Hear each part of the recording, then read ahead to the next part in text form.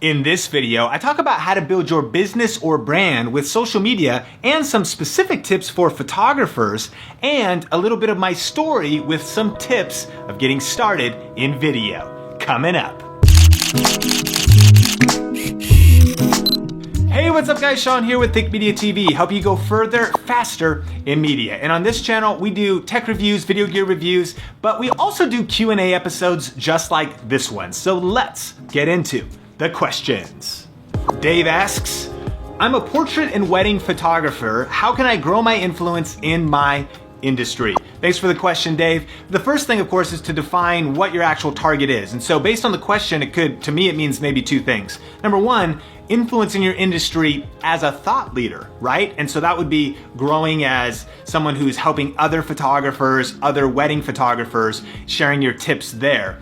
The second, of course, area would just be your influence being the most desirable wedding photographer and portrait photographer locally or in your region. I would recommend that you go the thought leader direction, because when you do, you really win with both. Not only is there a lot of opportunities and just a lot of benefits of coming with being a thought leader in your industry, but then that also just raises your desirability to be hired for jobs and gigs. And then the biggest tip that I would have for just building your influence is to work on two things, not four, two things. I would recommend that you work on your content and on your marketing. And so both need to go up. If you already have great content, which I'm sure you do, amazing wedding photos, maybe some video clips, amazing portraits, but your marketing needs some help, you have to learn the latest social media marketing tips. You have to learn online marketing, what works to really growth hack YouTube or whatever platforms you're gonna use. You gotta level up your marketing. Maybe you're good at online marketing and some other things, but your content could get better. That's just your skill, your mastery as a photographer.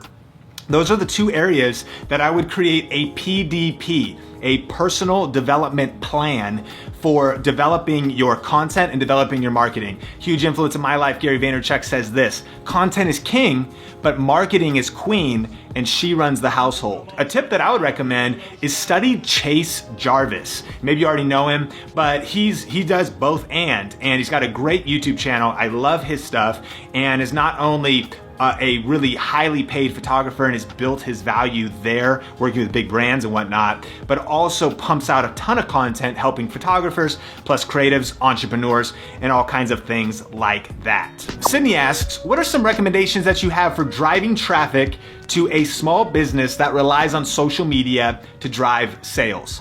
Thanks so much for the question. The first thing that I would do is absolutely figure out who your target market is. You really want to define your demographic. In marketing, it's called an avatar at times. Some people have different names for it. So who is your audience? Then secondly, what platforms are they on? So if your demographic skews younger, Snapchat is definitely gonna be a strategy, but if it doesn't, then you maybe shouldn't spend your time there. If it's home decor, a little bit of fashion, different things like that, Pinterest is gonna be a major play potentially. Definitely defining your target demographic, then what social media platforms are they on? And then next, master those platforms. So then I would go as deep as possible when you really know where they are, just Googling it. If you know they're on Instagram and that's really gonna be a relevant platform, then spend a Saturday morning or spend an entire day Googling all the posts of best practices for Instagram, of consuming info on the specific platform that's gonna work for you. And then the last thing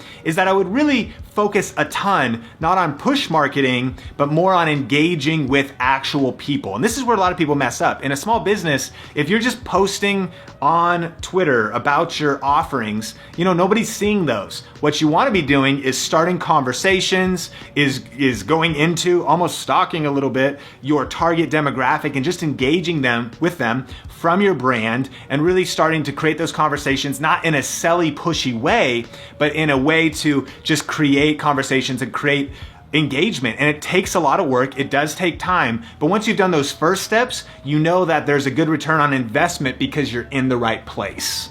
This little critic asks, what camera are you currently using? It's like a fisheye, but it's not so extreme.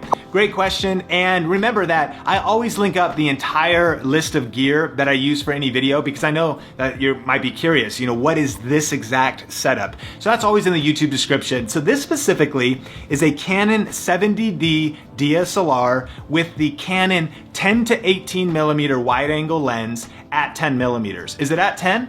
Zoom in all the way in. It'll kind of mess with it. That's 18. Go back to 10.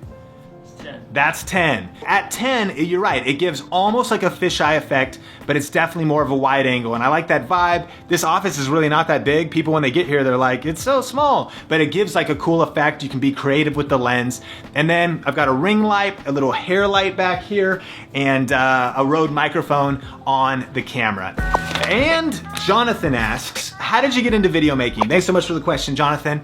It actually kind of happened by accident. Back in 2002, I was interning at my youth group in a small town an hour north of Seattle, and the youth pastor said, hey, can you start making video announcements for our youth group? And so I had a mini DV camera with like mini DV tapes that would go into it, and I was editing on Premiere back in those days. And the cool thing was I had to do a video a week, 52 weeks a year. And because of that, I got a ton of experience because no matter what happened, no matter what technical difficulties, no matter what I didn't understand yet, I had to like be on a schedule to learn video and get those videos published. And then shortly thereafter, I started doing them for Sundays as well as for the youth group. And so now I was doing 2 videos a week.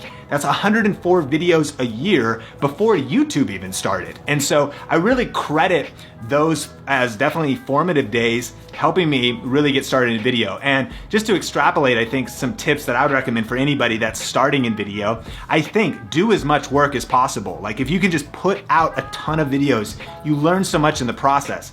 All of those videos, I don't want you to see them. They're not good, right? But they were part of the journey, and I learned a lot of lessons so I could get better over time. I think secondly, get mentorship. And for me, I did invest in some education materials, whether in those days it was DVDs, nowadays eventually it was YouTube. So I was watching YouTube videos like Think Media TV to learn tips and to get advice and things like that. And then I think the biggest thing is in perseverance, because now it's like, geez, 2002, is that 18 years ago? What's the math on that? I mean, that was 14 years ago. So like I've been in this for a while, and there's been tons of frustrations, or you can kind of maybe get bored, or you feel like you hit walls or you hit lids. And so just having a tenacity, having a persistence, having perseverance in your craft over time really helps you build confidence, build competence, and put out your best work. Question of the day: how do you use social media to promote your brand or your business or your YouTube channel? Let me know in the comment section below, and remember that some of the best tips and strategies come from you, the Think Media TV community, so definitely connect with everybody down there. And do you have a question? If you want to get your question on this Think Media TV Q&A show, then post in the comments below. Would appreciate that and hope to get your question on the next episode. So just chill until the next episode. What? So thanks so much for checking out this video. Definitely subscribe for more videos just like this, as well as video gear, tutorials, lighting, things like that. And if you haven't downloaded the Think Media TV Video Gear Buyer's Guide, it's my complete guide of video cameras, lighting, all that stuff for any budget, just broken down. You can grab it free. I'll link it up in the YouTube description below, as well as on the YouTube card. Until next time, Think Media TV is helping you go further, faster in media. Keep crushing it, and we will talk soon. 3, 2, 1. Further, faster, faster, faster, faster. Like this, as well as, I'm gonna lose it. Zit, zit, zit, whoop. No idea what that was either.